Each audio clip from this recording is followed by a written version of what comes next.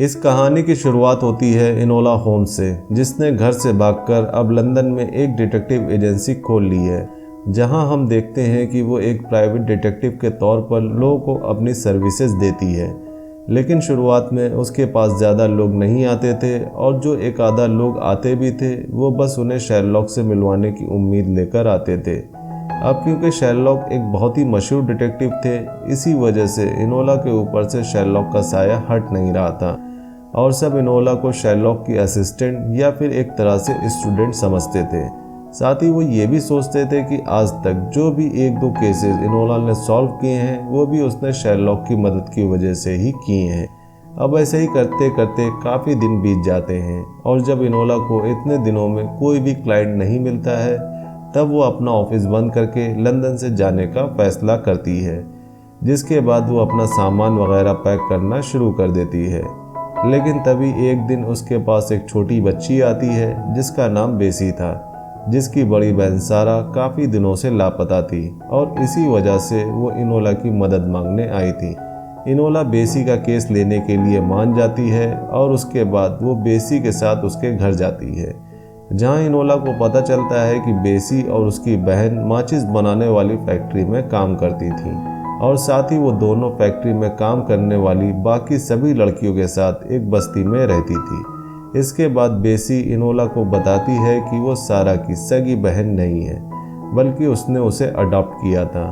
तभी वहाँ पर मैं आ जाती है, जो कि सारा के साथ उसी फैक्ट्री में काम किया करती थी, जिसकी बातों से ये साफ अंदाज़ा लगाया जा सकता था कि वो इनोला के वहाँ आने से कुछ खास खुश नहीं थी।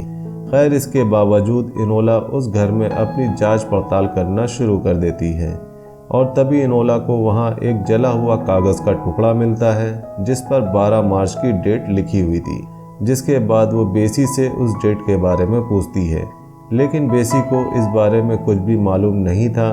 इसके बाद इनोला सारा से जुड़े कुछ और सबूत जुटाने के लिए वो अगले दिन एक गरीब लड़की का भेष धारण करके बेसी के साथ उसी माचिस बनाने वाली फैक्ट्री में काम करने जाती है।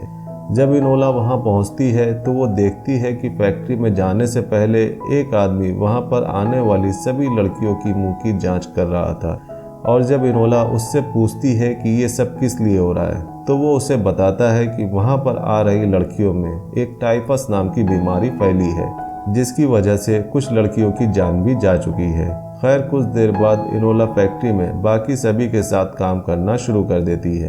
तभी उसे एक ऑफिस दिखता है, जिसके बाद और सबूत जुटाने के लिए इनोला सबसे छुप छुपाकर उस ऑफिस में चली जाती है, जहां थोड़ा ढूंढने पर उसे ऑफिस का रजिस्टर मिलता है, जहां वो देखती है कि उस रजिस्टर के कुछ पन्ने फटे हुए थे। थोड़ा और तलाश करने पर उसे माचिस का एक डिब्बा मिलता है, जिसमें माचिस के मसालों का रंग लाल था, जो कि इनोला को काफ़ी अजीब लगा, क्योंकि उस फैक्ट्री में जो भी माचिस बनाई जाती थी उन सभी पर लगे मसालों का रंग सफ़ेद था। इसके बाद इनोला उस ऑफिस से बाहर आ जाती है, जहां वो देखती है कि मैं उसकी हर हरकत पर नज़र रखे हुई थी। इसी वजह से फैक्ट्री का टाइम ख़त्म होते ही इनोला मैं का पीछा करती है, क्योंकि उसको शक था कि वो सारा के बारे में कुछ न कुछ तो जानती थी। मैं का पीछा करते करते इनोला एक डांस थिएटर में पहुंचती है, जहां मैं और सारा पार्ट टाइम जॉब किया करते थे। जिसके बाद इनोला वहां रखे सारा के सामान की जांच पड़ताल करना शुरू कर देती है, और तभी उसे वहां एक कार्ड मिलता है, जो कि देखने से तो ऐसा लग रहा था कि वो कार्ड उसके किसी प्रेमी ने लिखा है। जिस कार्ड में इनोला को एक कविता लिखी मिलती है, जिसके बाद वो उस कार्ड को लेकर थिएटर से बाहर निकल जाती है, और थोड़ी ही दूर जाने पर उसको अपना भाई शेरलॉक मिलता है, जो कि काफ़ी नशे में था और ठीक से चल भी नहीं पा रहा था। इसलिए इनोला उसे उसके घर तक लेकर जाती है, जहां पहुंचकर वो देखती है कि उसका पूरा घर तो बिखरा पड़ा हुआ था। तभी इनोला की नज़र शेरलॉक के घर की दीवार पर पड़ती है, जहां शेरलॉक के कई सारे केसेस की जानकारी लिखी हुई थी। इसके बाद अगले दिन की सुबह होती है, और इनोला एक गार्डन में बैठी होती है, जहां उसे डिस्काउंट मिलता है, जो कि इनोला की केस में उसकी मदद करना चाहता था। लेकिन इनोला उस केस के लिए किसी से भी मदद लेना नहीं चाहती थी। इसके बाद डिस्काउंट निराश होकर वहां से चला जाता है। इसके बाद इनोला उस कविता को ध्यान से समझने की कोशिश करती है, और तभी उसे पता चलता है कि वो कोई कविता नहीं बल्कि किसी के घर का पता है। और जैसे ही इनोला उस पते पर पहुंचती है तो उस घर को देखकर वो समझ जाती है कि वो घर विलियम का है, जो कि उस माचिस बनाने वाली फैक्ट्री के मालिक का बेटा था और साथ ही सारा का बॉयफ्रेंड भी। तभी इनोला को उस घर में मे दिखाई देती है, जिसके पेट में किसी ने चाकू मारा था। जिसके बाद इनोला मे को बचाने की कोशिश करती है, लेकिन तब तक बहुत देर हो चुकी थी। लेकिन मरते मरते भी मे इनोला को एक पेपर देकर जाती है और तभी एकदम से वहां पुलिस आ जाती है, जहां सुपरिटेंडेंट ग्रिल इनोला को मे के मर्डर में अरेस्ट करने की कोशिश करता है। पर तभी इनोला उन्हें चकमा देकर वहां से भाग जाती है और भागते भागते वो सीधे अपने भाई शेरलॉक के घर जाती है, जहां शेरलॉक इनोला से उसके केस की सारी डिटेल्स पूछता है। लेकिन इनोला पहले शेरलॉक से उसके केस के बारे में जानना चाहती थी, जिसके बाद शेरलॉक उसे बताता है कि एक आदमी कुछ अमीर लोगों के पैसों को चुरा रहा है, जिसे वो 27 अलग अलग बैंक अकाउंटों से घुमाते हुए अपने अकाउंट में ट्रांसफ़र करता है। साथ ही उस चोर को ये भी पता है कि शेरलॉक इस केस पर काम कर रहा है और इसी वजह से वो शेरलॉक के लिए हर जगह कुछ न कुछ सुराग छोड़ देता है। लेकिन वो इतना शातिर है कि उसने आज तक ऐसा कोई सबूत नहीं छोड़ा जिससे कि उसे पकड़ा जा सके। इसके बाद इनोला भी अपने केस के बारे में शेरलॉक को सब कुछ बताती है और जब शेरलॉक को पता चलता है कि उसकी बहन को पुलिस एक मर्डर के केस में पकड़ना चाहती है, तो वो इनोला को सलाह देता है कि वो उसके घर में ही रहे। जिसके बाद शेरलॉक विलियम के घर जाकर छानबीन करना शुरू कर देता है और सारी तलाशी लेने के बाद शेरलॉक को यकीन हो जाता है कि उसका और इनोला का केस एक दूसरे से जुड़ा हुआ है। वहीं दूसरी ओर न्यूज़पेपर के जरिए इनोला को पता चलता है कि 12 मार्च को विलियम के घर पर पार्टी होने वाली है। तभी उसे समझ में आता है कि सारा के घर पर उसे जो कागज़ का टुकड़ा मिला था वो इसी पार्टी की तरफ इशारा कर रहा था। इसलिए वो उस पार्टी में जाती है, जहां वो देखती है कि उस पार्टी में डिस्काउंट भी आया हुआ था। तभी इनोला को वहां मीरा नाम की एक लड़की मिलती है, जो कि बार बार विलियम से बात करने की कोशिश कर रही थी।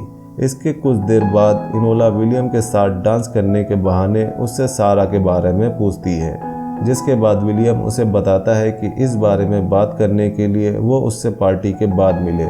और पार्टी के बाद जब इनोला विलियम का इंतज़ार कर रही थी कि तभी वहाँ डिस्काउंट आ जाता है और इसी के साथ वहाँ विलियम भी आ जाता है। इससे पहले कि इनोला विलियम से कुछ बात कर पाती कि तभी वहाँ पुलिस आ जाती है और इनोला को पकड़कर वहाँ से ले जाती है। उधर शेरलॉक भी बैंक वाले केस की गुत्थी सुलझाने में लगा हुआ था। तभी उसे पता चलता है कि जिन 27 बैंक अकाउंट्स में पैसे भेजे गए वो इस माचिस बनाने वाली फैक्ट्री के आसपास है और साथ ही साथ उसे एक नाम मिलता है, मोरियार्टी। इसके थोड़ी ही देर बाद शेरलॉक को अपनी बहन की गिरफ्तार होने की खबर मिलती है, जिसके बाद वो ग्रिल से मिलने जाता है और उसे बताता है कि उसकी बहन बेकसूर है। असल में शेरलॉक को शक था कि ग्रिल और उसके साथियों ने ही मिलकर मे का खून किया है और फिर सारा इल्ज़ाम इनोला पर डाल दिया है। पर तभी ग्रिल उसे बताता है कि उस चाकू पर उन्हें उसकी बहन के फिंगरप्रिंट्स मिले हैं, इसलिए अब उसे कोई नहीं बचा सकता। अब इनोला को जेल में डाल दिया जाता है, जिसके बाद शेरलॉक अपनी बहन को बचाने के लिए एडिथ से मदद मांगने जाता है और कुछ ही समय बाद एडिथ और इनोला की मां दोनों मिलकर इनोला को जेल से भगाकर ले जाते हैं। जिसके बाद इनोला को अब पूरा केस कुछ कुछ समझ में आने लगा था। जिसके बाद इनोला सबसे पहले बेसी के घर जाती है, जहां उसका ध्यान एक पौधे पर जाता है जिसमें माचिस के लाल रंग वाला मसाला मिला हुआ था और वहीं दूसरी तरफ दूसरे पौधे में इस माचिस का सफ़ेद रंग का मसाला मिला हुआ था और दोनों में फ़र्क सिर्फ इतना था कि सफ़ेद रंग वाला पौधा मर चुका था। और तब इनोला को समझ में आता है कि असल में मे और सारा इस बात का पर्दाफाश करने वाली थी। असल में उस फैक्ट्री में टाइफस की वजह से वर्कर्स की जान नहीं जा रही थी, बल्कि उस सफ़ेद केमिकल की वजह से जा रही थी, क्योंकि सफ़ेद मसाले वाली माचिस बनाने में फैक्ट्री के कम पैसे लगते थे। इसलिए वो पैसे की लालच में अपने वर्कर्स की जान की भी परवाह नहीं कर रहे थे। खैर, अब मदद मांगने के लिए इनोला डिस्काउंट के घर जाती है, जहां डिस्काउंट उससे अपने प्यार का इजहार करता है कि तभी वहां सिसली आ जाती है और डिस्काउंट किसी तरह उसे अपने घर से भेज देता है। सिसली के जाने के बाद इनोला उसके बारे में डिस्काउंट से पूछती है। डिस्काउंट उसे बताता है कि वो असल में कुछ वर्कर्स के अधिकार के लिए लड़ रही है। उसके पास कुछ करप्ट लोगों के खिलाफ सबूत है। जिसके बाद उस केस की सारी गुत्थियां धीरे धीरे इनोला के दिमाग में सुलझ जाती हैं। और उसे समझ में आ जाता है कि असल में सिसली ही सारा है जो अपनी जान बचाने के लिए सिसली बनकर घूम रही है। जिसके बाद कुछ और सबूत इकट्ठा करने के लिए डिस्काउंट और इनोला उस माचिस की फैक्ट्री में जाते हैं, जहां इनोला को एकदम से शेरलॉक मिल जाता है जो उसे बताता है कि उसका केस भी उसे उस फैक्ट्री तक खींच लाया था। साथ ही वो इनोला को ये भी बताता है कि दोनों का केस जुड़ा हुआ है। जिसके बाद वो दोनों फैक्ट्री की तलाशी लेते हैं और तभी उन्हें वहाँ विलियम की लाश मिलती है, जिसके पास भी वही पेपर था जो कि इनोला को मै के पास से मिला था। जिसके बाद इनोला और शेरलॉक को समझ में आ जाता है कि वो पेपर एक नक्शा है जिसके सहारे वो दोनों लोग उसी डांस थिएटर में पहुंचते हैं जहां सारा और मैं पार्ट टाइम काम किया करती थी। और कुछ ही देर ढूंढने के बाद उन्हें सारा के द्वारा चुराए हुए सभी कागजात मिल जाते हैं जिनमें उस फैक्ट्री के काले कारनामों का सबूत था। तभी वहां सिसली भी आ जाती है, जिसके बाद वो सबको बताती है कि वो ही सारा है। लेकिन तभी वहां ग्रिल आ जाता है जिसने बेसी को चाकू के जोर पर पकड़ा हुआ था। लेकिन जैसे ही ग्रिल का ध्यान जरा सा भटकता है कि तभी बेसी उसके हाथ पर काटकर वहां से भाग जाती है।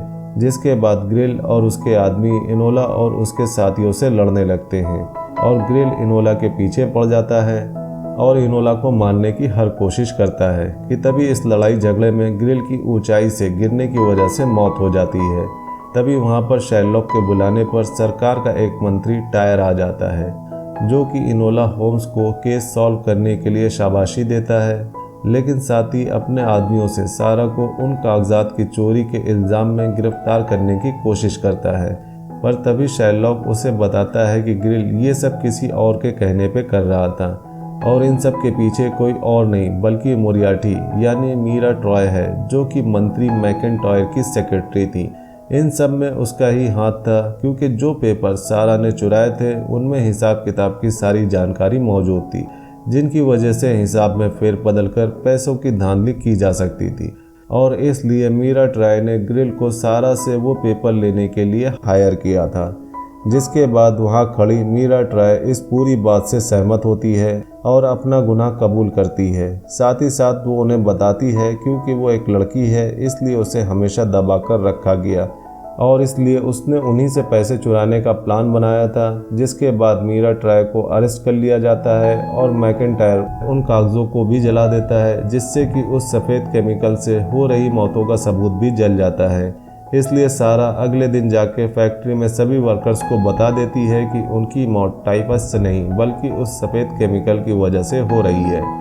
जिसके बाद सभी वर्कर्स हड़ताल पर चली जाती हैं। वहीं दूसरी ओर इनोला अपनी एजेंसी दोबारा खोलती है जहां शेरलॉक उसके साथ पार्टनरशिप करने का ऑफर लेकर आता है, लेकिन इनोला उसके इस ऑफर को ठुकरा देती है क्योंकि वो अपने भाई के साए में नहीं जीना चाहती थी।